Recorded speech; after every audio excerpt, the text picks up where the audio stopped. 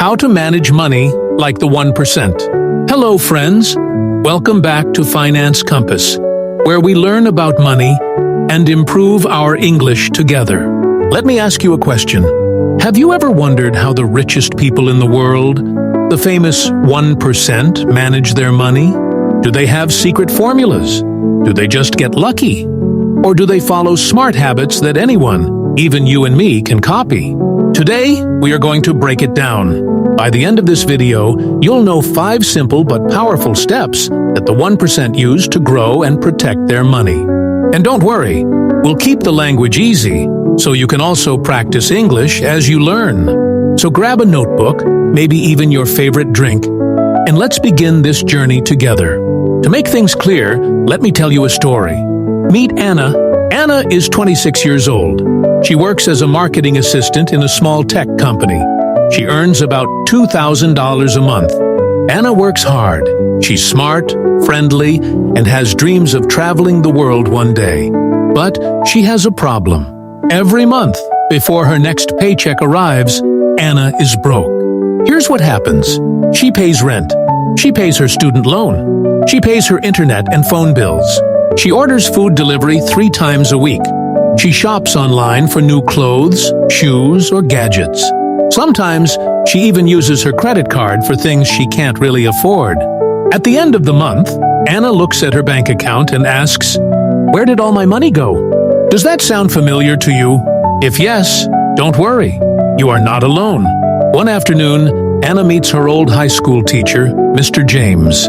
He is now a financial coach, and he has helped many people improve their money habits. Anna tells him about her problem. Mr. James smiles and says, "Anna, if you want to live like the 1%, you don't need to win the lottery. You just need better money habits." Anna is curious. Better habits? What do you mean? And that's where the real lesson begins. Step 1. Pay yourself first. Mr. James explains the first secret of the 1%. Rich people don't wait until the end of the month to save. They save first. They pay themselves before they pay anyone else. This is called pay yourself first. When Anna receives her $2,000 salary, she usually spends first and saves later, if anything is left. But Mr. James tells her to flip the process. From now on, the moment you get paid, take at least 20%, that's $400, and move it into a savings account. Do this before paying rent, bills, or buying anything. Anna is shocked. "But won't I have less money for the rest of the month?" Mr. James explains, "Yes, you will. But here's the secret. When you save first, you force yourself to live on what remains. You are building your future before paying for your present. It's like giving your future self a gift every month." Anna thinks about it. $400 sounds like a lot.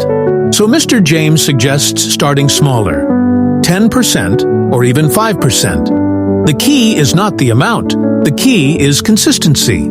Step 2. Track every dollar. The next lesson is about awareness. Mr. James asks Anna, "Do you know where your money goes every month?" Anna shakes her head. "Not really. I just spend, and at the end of the month, it's gone." Mr. James says, "The 1% know where every dollar goes. They don't spend blindly. They keep track." So Anna downloads a budgeting app. She connects it to her bank account and credit card. Now, every coffee, every ride, every online order, it all appears on her phone. At the end of the week, she looks at her spending. She almost drops her phone. She has spent $250 in 1 month on food delivery. That's more than her internet, electricity, and water bills combined. Mr. James laughs kindly and says, "See, money is like water. If you don't measure it, it just flows away. But when you track it, you control it." Step 3. Build an emergency fund. After 2 months, Anna feels more in control. She's saving a little and tracking her spending. But then her car breaks down. The repair costs $500. Anna panics. She doesn't have that money saved. She thinks about using her credit card again. Mr. James explains the 3rd rule of the 1%. Rich people don't panic during emergencies. They prepare in advance.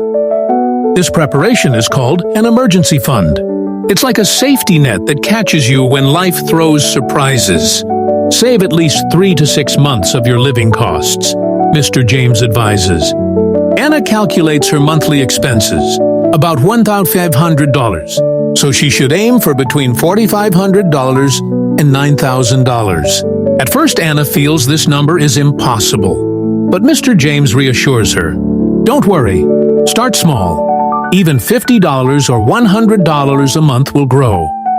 The important thing is to start and never stop. So Anna opens a special savings account, separate from her regular one, just for emergencies. Step 4, invest, don't just save. After 6 months, Anna feels proud. She has a small emergency fund and a habit of saving. But Mr. James tells her something new. Anna, saving is good, but it is not enough. If you only save, your money will lose value over time because of inflation. Your money must work for you. He introduces her to investing. Investing is how the 1% grow their wealth. They don't keep all their money in the bank. They buy assets, things that can increase in value. Anna looks worried. But I don't know anything about investing. Isn't it risky? Mr. James smiles. Yes, some investments are risky. But if you learn and start small, you can invest safely. For example, ETFs, exchange-traded funds. He explains, an ETF is like a basket of many different stocks. Instead of putting all your eggs in one basket, you spread them out. This makes it less risky. Anna opens a beginner-friendly investing app. She starts with just $100. Every month, she adds $50. Mr. James reminds her, investing is not about getting rich quick. It's about being patient. The longer you stay, the more your money grows. Step 5. Create more income streams.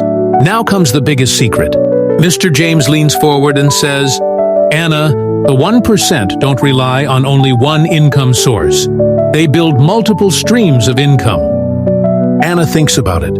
She has her job, but what else? She remembers she loves design. So she starts selling digital art on an online marketplace. At first, she makes just $50 a month, then $100. After 1 year, she earns $300 extra each month. She also tries freelance social media work on weekends.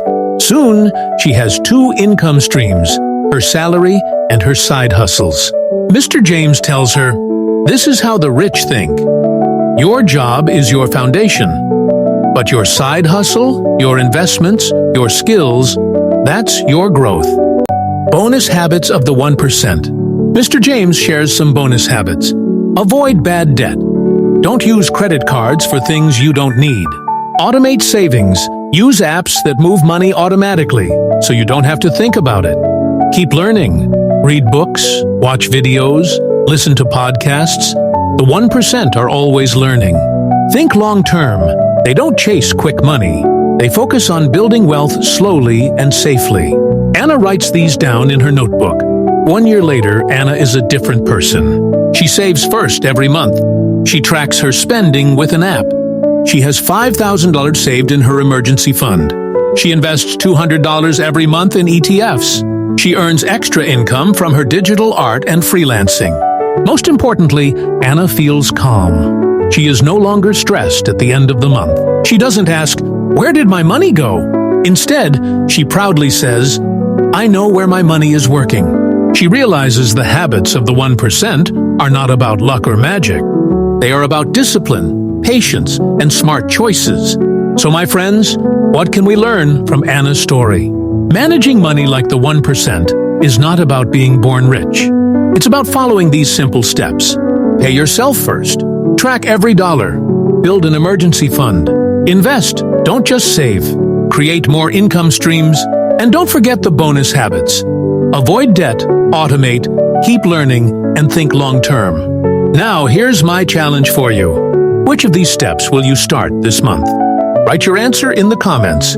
And for English practice, repeat today's key phrases with me. Pay yourself first. Track your spending. Emergency fund. Make your money work for you. Multiple streams of income. If this video helped you, please like, share, and subscribe to Finance Compass. Together, we'll learn to grow money and English, step by step. Thank you for watching, and see you in the next video.